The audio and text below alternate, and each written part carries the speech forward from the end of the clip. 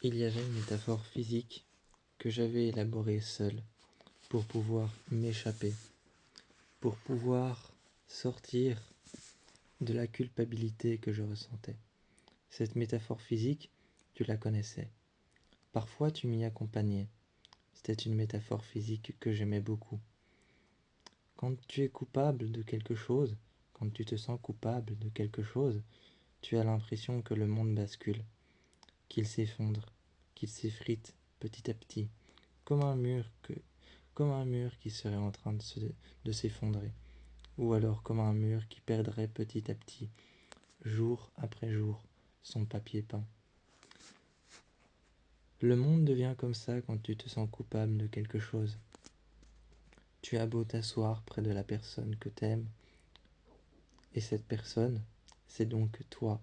J'ai beau m'asseoir près de toi, j'ai beau lire un livre, regarder un film, me distraire, sortir, boire un verre, préparer à manger.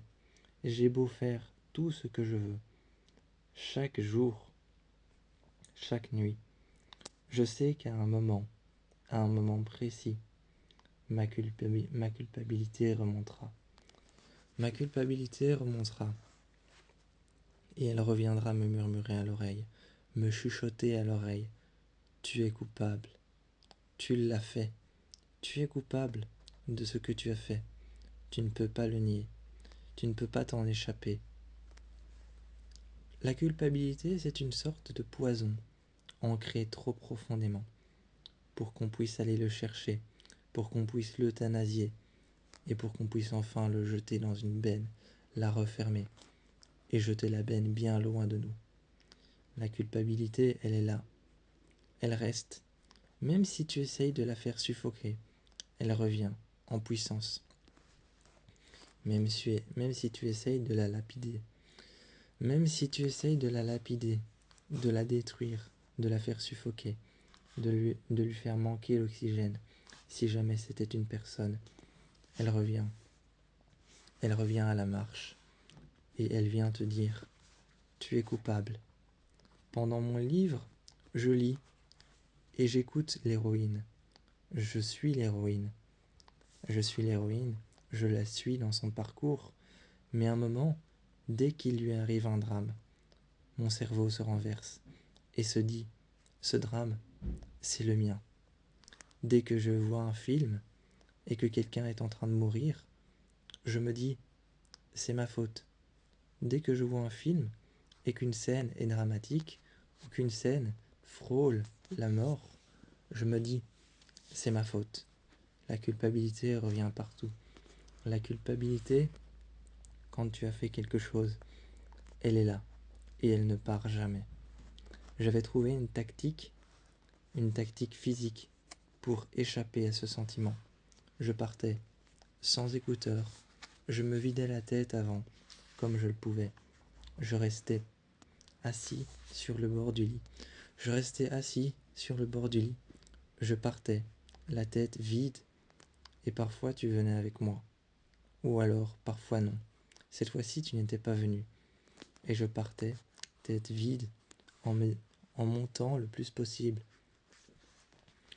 Si je voyais un sentier, je le suivais. Si je voyais qu'il pouvait monter sur le côté, je montais.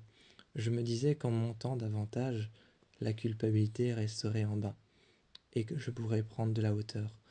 Plus je prends de la hauteur, plus la culpabilité reste en bas. Et à un moment, dans ma tête, j'aurais l'impression de ne plus la voir. Mais parfois, cette impression, ce n'est pas une impression. Parfois, cette impression, c'est une illusion. Et j'ai l'illusion de ne plus la voir. Et lorsque je redescends et que je dois revenir, je redescends et elle est là. J'ouvre la porte et évidemment, il faut que j'ouvre la porte de la maison. Et quand j'ouvre la porte, je vois toutes les distractions que j'ai utilisées. La télé, mon livre, j'ai écrit, j'ai dessiné, j'ai pris mon PC, j'ai parlé.